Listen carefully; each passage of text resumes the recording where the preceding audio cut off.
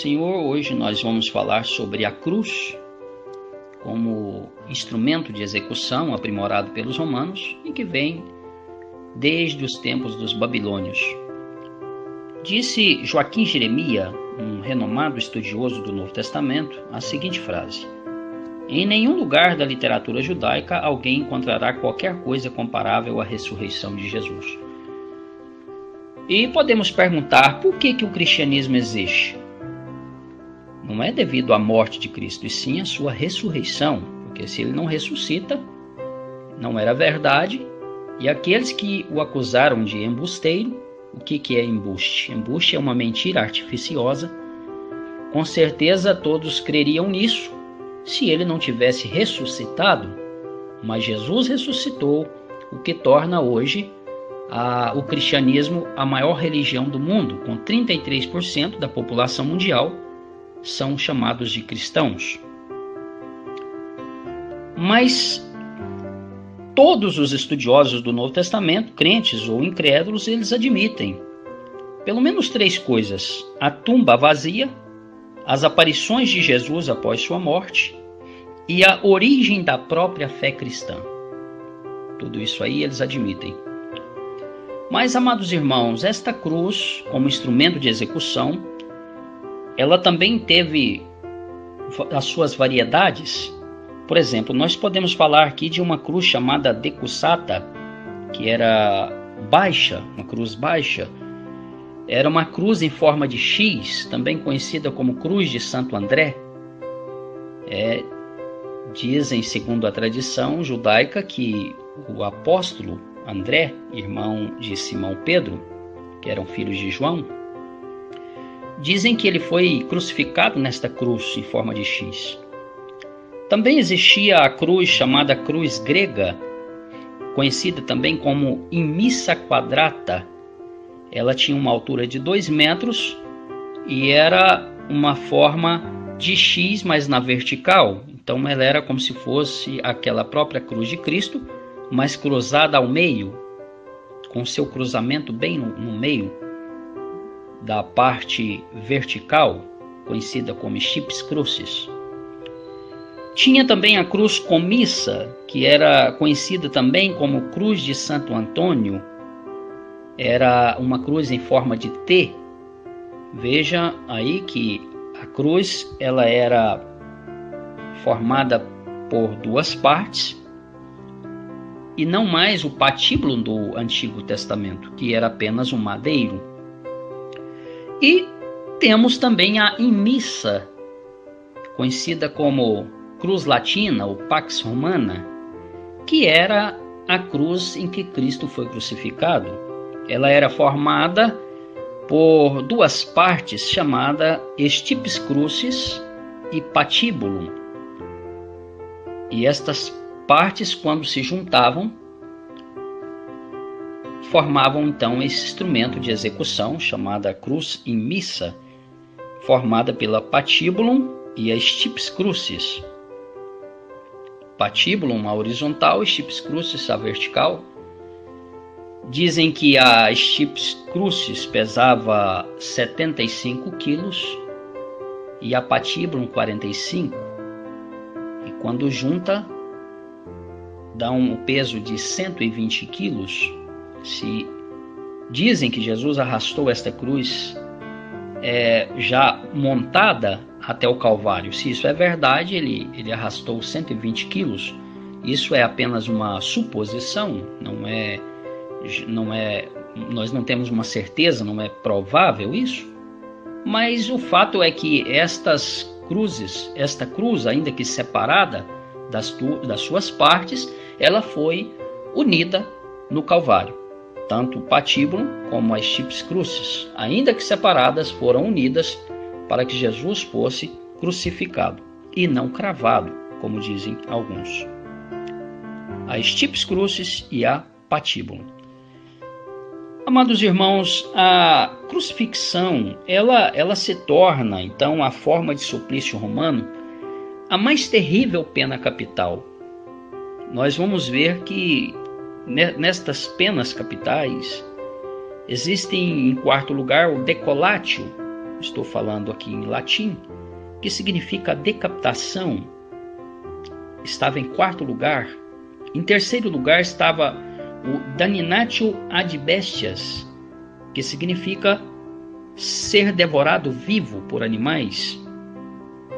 E em segundo lugar, o crematio, que é ser queimado vivo. E em primeiro lugar, a mais terrível pena capital de execução nos tempos de Jesus era a crucifixão. Foi justamente a crucifixão que Jesus pagou o preço pelos nossos pecados para redimir a nossa alma. Temos também aqui algumas formas de cruzes, por exemplo, como a cruz gama ou cruz gâmata, conhecido pela junção de 4 letras do alfabeto grego, 4 letras gama do grego. Existe uma letra chamada gama no alfabeto grego e é a junção dessas 4 letras gamas do grego que forma essa cruz gâmata ou cruz gama. Existia também uma outra cruz chamada cruz ansatra ou Ankh dos antigos egípcios, que era símbolo de eternidade. E voltando à cruz gama, ela tinha um nome original também chamado Swastika, que em sânscrito quer dizer boa sorte. Não era, portanto, um instrumento de condenação, mas um símbolo de riqueza e prosperidade usado na Índia por hindus ou budistas. Então você vai ver aí sobre as cruzes, os formatos de cruzes existentes. Agora, quanto à crucificação, nós vamos ver que muitas pessoas foram crucificadas, não somente Jesus. Segundo Heródoto, o considerado como o pai da história, o grego, ele diz que Dario crucificou de uma só vez 3.000 babilônios. Dario era rei da Média e foi justamente quem reinou os primeiros 2 anos nos tempos de Daniel, enquanto Ciro, o persa, saiu para conquistar mais nações para o seu império. E Dario é um título de rei dos medos. Então não sabemos se foi esse Dario I, ou segundo a tradição, o Ciáxares, que foi o próprio sogro de Ciro, se foi ele quem disse isso aqui, que de uma vez só crucificou 3.000 babilônios, esse Dario, né? Segundo Heródoto. Heródoto é que está contando. Tito Lívio foi filho de Vespasiano, o general Tito, que derrubou o templo em 70 d.C. Ele fala de 25 escravos crucificados por conspirarem contra Roma. Osório testemunhou a crucifixão e condenação de 450 homens na primeira guerra de escravos da Sicília. Após a morte de Espartacus, 6.000 escravos foram crucificados de uma só vez ao longo da Via Ápia. E Adriano, imperador, crucificou mais de 2.000 judeus e ainda usou seus corpos como tochas noturnas para iluminar as estradas da Judéia. Então você vai ver que muitas outras crucificações foram feitas até mesmo há quase 6 séculos antes de Cristo. O que faz então a morte de Cristo diferente das outras, irmãos? Nós vamos descobrir a resposta em Hebreus, um livro que fala da superioridade de Cristo. No capítulo 2, verso 9, lá diz o quê? Lá diz que Cristo provou a morte por toda a humanidade. Então, seu sacrifício não foi apenas um martírio, mas uma morte redentora. Louvado seja o nome santo do Senhor. E foi através dessa morte vicária de Cristo na cruz que ele nos deu a salvação. No Monte Calvário, em grego, ou Gólgota, no hebraico, ele abriu os braços, simbolizando todo mundo abraçado por ele, a parte horizontal da cruz e a parte vertical da cruz, ligando a terra aos céus. Ele fez isso por amor das nossas almas. E depois nós vamos ver que a crucifixão foi abolida por Constantino I, filho de Constâncio, em 337 depois de Cristo. Agora importa lembrar que, ainda que todo o sangue de Jesus derramado na cruz seja o importante e o necessário, ainda que todo esse sangue fosse derramado, ele não pode salvar uma alma a não ser que esse sangue seja aplicado. Então é muito importante nós prestarmos atenção nisso.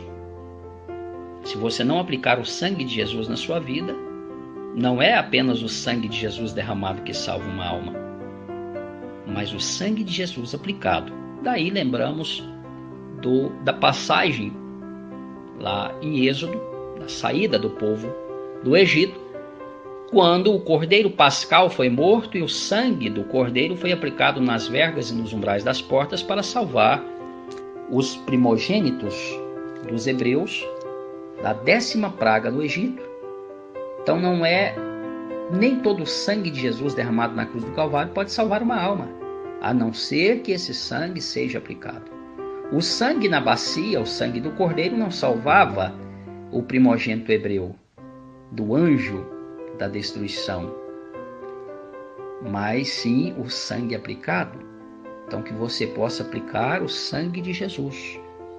Ainda que Jesus tenha derramado o seu sangue para toda a humanidade, nem todos aplicam esse sangue em suas vidas para terem a transformação do seu caráter, da sua natureza, da sua índole, né?